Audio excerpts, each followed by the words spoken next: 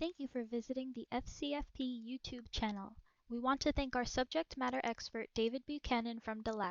This is the first part in a three-part series. So with ransomware, it's a type of malware, virus if you will, designed to deny access to a computer system or data until the ransom is paid or a decryption method is developed. High level. Typically is spread through phishing emails, scammy phishing emails, or by visiting an infected website. And really more recently in the last year and a half, if you were to use Microsoft Remote Desktop to access your work computer from home without a VPN, that is also a common attack point. One point that's really important to note is ransomware is rarely discovered alone. Where ransomware is, ransomware brings its friends. Whether that is an initial tool that allows the hacker to bring in additional viruses, or allows you then to install spyware to look at what you're typing in, or to extract data, ransomware is part of the challenge. It's just the most visible. I like this quote from James Scott. Ransomware is unique among cybercrime because for the attack to be successful, it requires the victim become a willing accomplice after the fact.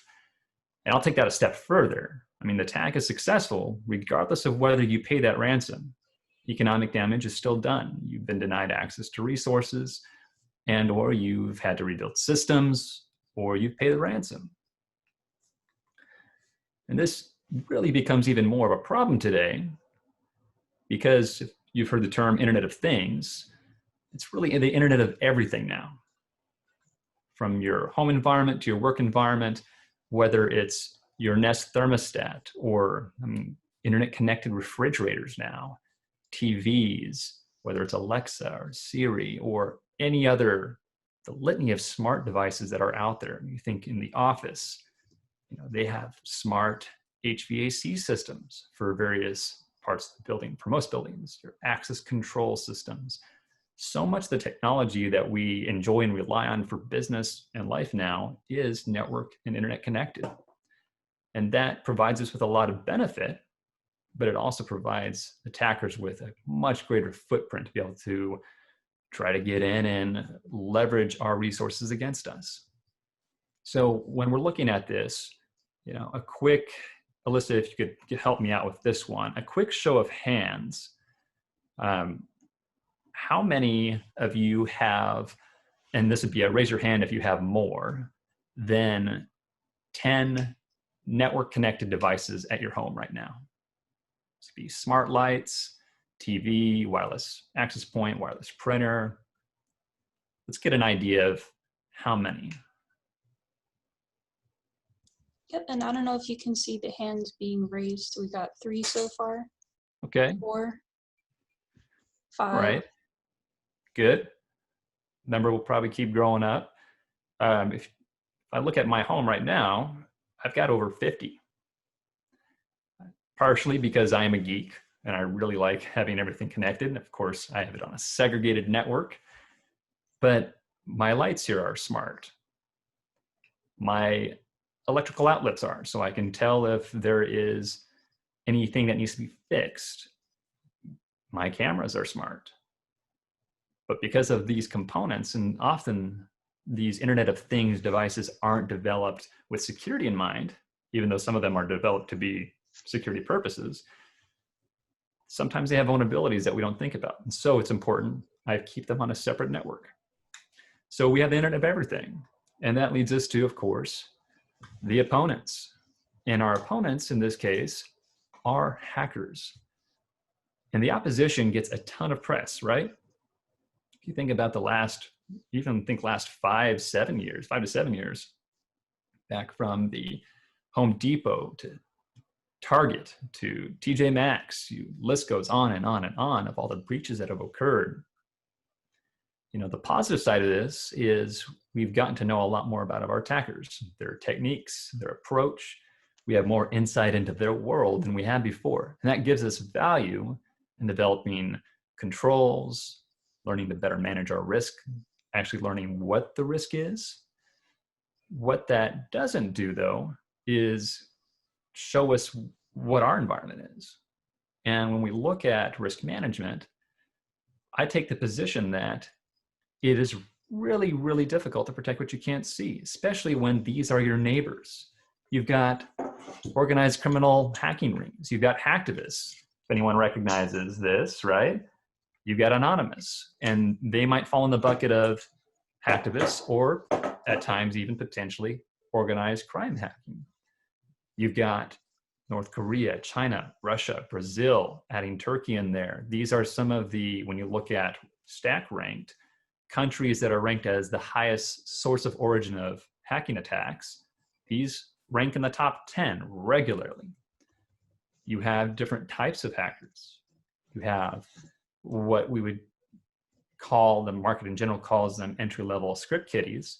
That by no means is a knock on their intelligence. It just means that you have these smart, tech-savvy individuals that might not be expert programmers. And they just use other seasoned hackers' toolkits, maybe make some embellishments on their own to attack systems. And then, of course, you have seasoned hackers. Hey, David, Seasoned hackers. Go ahead. a quick question come in. Yes. About the smart devices that you were talking about before. One attendee asked, what about TV cable boxes? Yes. So TV cable boxes, for instance, if you have, depending on the provider you have, if it's straight copper, the coaxial screw-in type connection, while that might can be some threat, it's more of a threat on how the provider connects to your box. The adding it as a network connected device is if you've connected that cable modem, cable box or cable TV box to your home network, either by connecting it wirelessly or by connecting that Ethernet port on the back that looks like a wide, phone jack. If it's actually connected via Ethernet to your network, it is now a device on your network. And if that system has vulnerabilities or isn't been patched or is using default passwords, it might pose additional risk. That being said, I know this is a longer response. Typically, we don't see TV boxes as being a common attack point on home networks. Not that it's not a vulnerability potentially, but we just don't see it regularly. Any other questions? Nope, that's it for right now. Great. So, we've met our neighbors. And if you think of a sky view, you might think of a nice neighborhood, right? And hopefully, if I ask how many of you lock your doors when you leave for the day, or, pre-COVID, when you leave for the office, do you lock your doors? And my answer is yes, I lock my doors. And when we think about with global internet, distance is no longer an issue. It's no longer even a barrier. So your neighbors, even in a nice, secure, safe neighborhood with that mental image, they could be right next door. It could be your next door neighbor, individual if you're in an apartment complex living below you or above you, could be any one of these adversaries. So it's important to think about that risk being not a world away. A couple quick data points for you all is, 94% of personnel connect their work laptop or mobile to public Wi-Fi networks.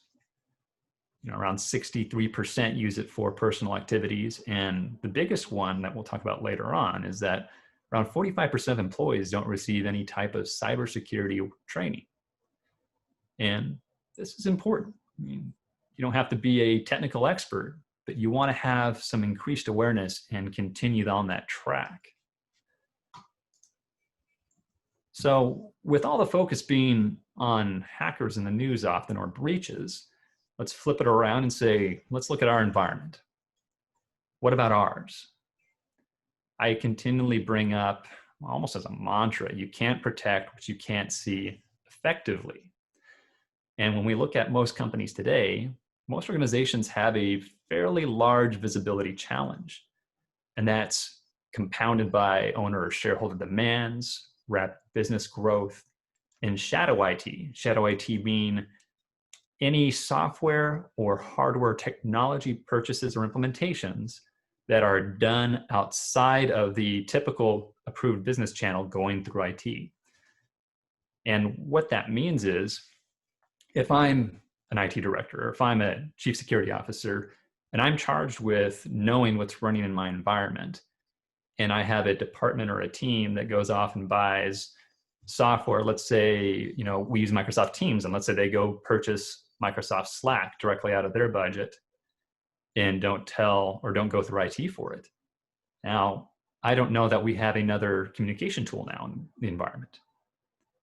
That just makes it a lot more difficult for security and IT leadership to analyze what's the risk, what's the additional risk, if any, of this tool.